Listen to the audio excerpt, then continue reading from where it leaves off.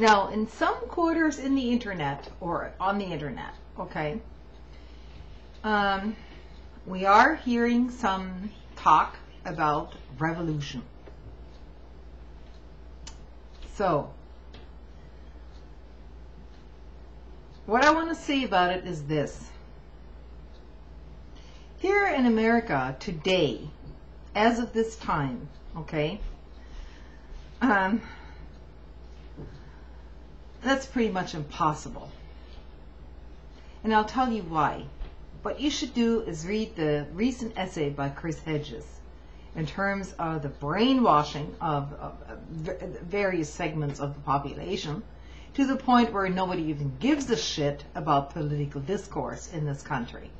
It's gotten so far, just like in the Brave New World of Alex, not Alex Jones, by the way, of Huxley, you know, who wrote Brave New World, that everyone sort of was kept in a state of complacency, trivial entertainment, just enough excitement, you know, in their lives to keep them entertained and not to pay too much attention to the big issues around them.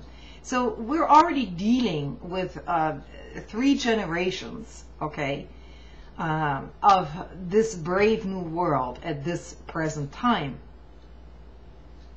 Now, if you want to talk about revolutions, perhaps you should start by reading about revolutions that have happened throughout history, what they actually entailed, and what the end result was. So people, you know, talking about, oh, well, we have to have a revolution, overthrow the goddamn government and put something else in place. I tell you what, it is always easier said than done. And first of all, no revolution is going to happen in this country. Shit, people can't even stand up against the TSA, against the invasion of their privacy. Basically, they're already used to what is happening to them. So how are you going to have a revolution under these circumstances with over 60% of the goddamn population completely brainwashed? There isn't going to be any revolution. I mean, look at the Tea Party movement. I mean, it is a fucking joke. While some of their concerns were actually real, they immediately became incorporated into the larger scheme of corruption. I mean, if you can't see this by now, I mean, it's completely ludicrous to even talk about it. And anything that happens in this country from any left-wing perspective, oh my God, it can't even be fucking mentioned. The entire surveillance system in this country is set up to crush any vestiges of social movements in the United States. I mean, it's nothing new, except that many people who are still lucky enough to have a job in an 8-hour workday, who are actually still getting paid for their overtime, have no fucking idea at this point that it was actually some of the ideas of socialism who actually got those goddamn rights for you. So as long as you're dealing with a brainwashed population, there's absolutely no fucking hope. How do you approach people?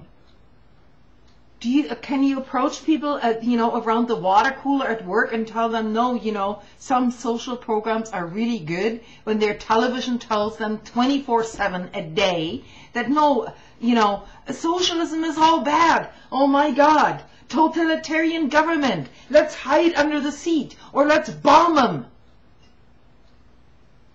I mean, it is just completely fucking idiotic.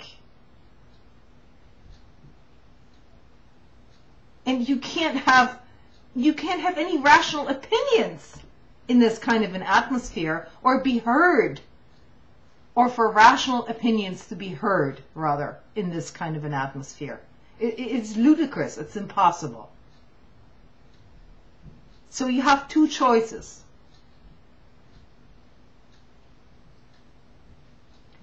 Either you leave the country, I don't know where to, frankly, or you start to undermine the system from both within and without.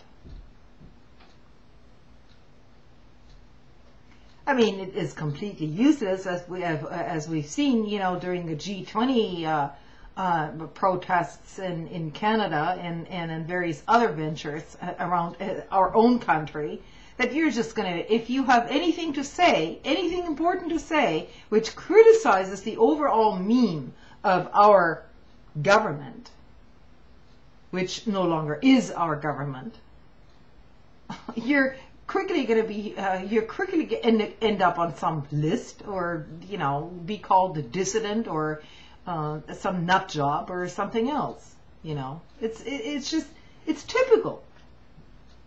I mean, this should come as no surprise to anybody who has studied world history. But, of course, if you only look in your own backyard and see what's happened around you, and if you only care about yourself and nobody fucking else, you know, your own kind, then you won't be able to see that grander picture at all. Not in this media environment that we live in. And the last vestiges of independent thought are basically, you know, also being crushed, basically. It's been, this entire propaganda effort, I must say, has been extremely effective. To the point where people like me, or people, many others who are speaking out, are just going to be looked at as a bunch of nutcases, you know, conspiracy theorists or whatever.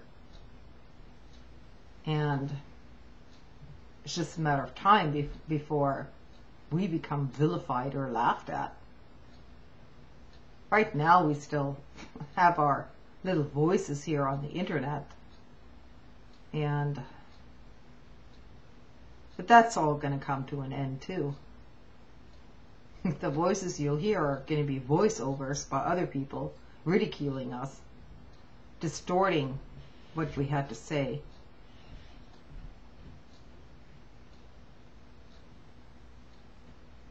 And you have to face that reality, because that's precisely what's coming.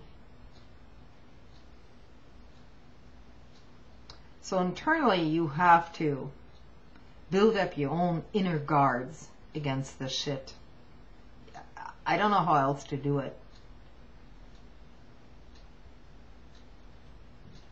You know, all dissidents in all countries have always been called Cassandras, or a bunch of crazy people, or, oh, they went too far, they were too radical in their thought process, or whatever.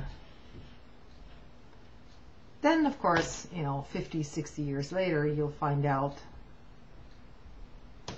maybe those people really weren't that radical. Maybe they had the right ideas. But, of course, that's always in hindsight.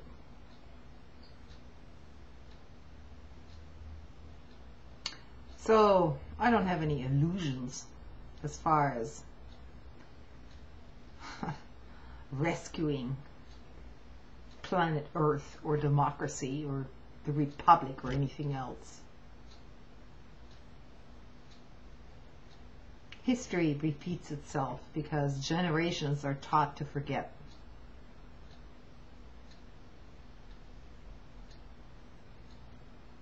As long as you can make peace with yourself, I think it goes a long way. Won't be enough, but at least you can say to yourself that you didn't waste your entire life living in some pseudo fantasy world that everybody else believes in.